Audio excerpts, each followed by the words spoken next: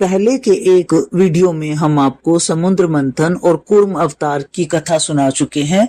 आज हम आपको सुना रहे हैं समुद्र मंथन और भगवान शिव द्वारा विषपान। नई नई रोचक कथाएं सुनने के लिए अभी सब्सक्राइब बटन दबाएं।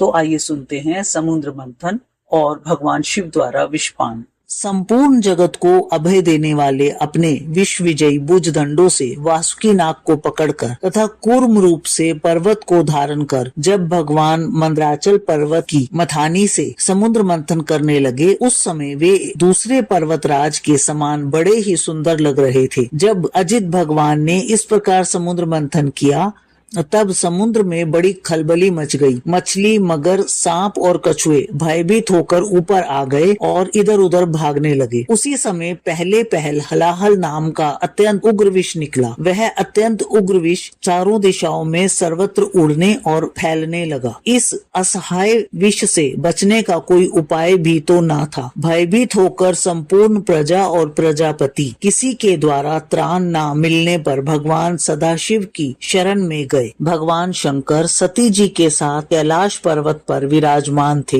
बड़े बड़े ऋषि मुनि उनकी सेवा कर रहे थे। प्रजापतियों ने उनका दर्शन करके उनकी स्तुति करते हुए उन्हें प्रणाम किया। प्रजापतियों ने भगवान शंकर की स्तुति करते हुए कहा, देवताओं के आराध्य देव महादेव, आप समस्त प्राणियों के आत्मा और उनके जीवनदाता हैं। हम लोग आपकी शरण में आए हैं। त्रिलोकी को भस्म करने वाले इस उग्र विष से आप हमारी रक्षा कीजिए। सारे जगत को बांधने और मुक्त करने में एकमात्र आप ही समर्थ हैं। इसलिए विवेकी पुरुष आपकी ही आराधना करते हैं, क्योंकि आप शरणागत की पीड़ा हरने वाले और जगत गुरु हैं। इस प्रकार उन्होंने भगवान की स्तुति की। प्रजा का संकट देखकर समस्त प्राणियों पर दया करने वाले देवाधिदेव भगवान शंकर के हृदय में बड़ी व्यथा हुई। उन्होंने अपनी प्रिया सती से यह बात कही, देवी, यह बड़े खेद की बात है। देखो तो सही, समुद्र मंथन से निकले हुए कालकूट विष के कारण प्रजा पर कितना बड़ा दुख आ पड़ा है। ये बेचारे किसी प्रकार अपने प्राणों की रक्षा करना चाहते हैं। सज्जन पुरुष अपने क्षणभंगुर प्राणों की बलि देकर भी दूसरे प्राणियों के प्राणों की रक्षा करते हैं। कल्याणी अपने ही मोह की माया में फंसकर संसार के प्राणी मोहित हो रहे हैं और एक दूसरे से वैर की गांठ बांध बैठे हैं। उनके ऊपर जो कृपा करता है उन पर सर्वात्मा भगवान श्री कृष्ण प्रसन्न होते हैं, और जब भगवान प्रसन्न हो जाते हैं तब चराचर जगत के साथ मैं भी प्रसन्न हो जाता हूँ। इसलिए अभी अभी मैं इस विष को भक्षण करता हूँ, जिससे मेरी प्रजा का कल्याण हो। विश्व के जीवन दाता भगवान शंकर इस प्रकार सती देवी से प्रस्ताव करके उस विष को पान करने के लिए तैयार हो गए। भगवान शंकर बड़े दयालु हैं। उन्हीं की शक्ति से समस्त प्राणी जीवित रहते हैं। उन्होंने उस तीक्ष्ण हलाहल विष को अपनी हथेली पर उठाया और भक्षण कर गए। यह विष जल का पाप था। उसने शंकर जी पर भी अपना प्रभाव प्रकट कर दिया। उससे उनका कंठ नीला पड़ गया, परंतु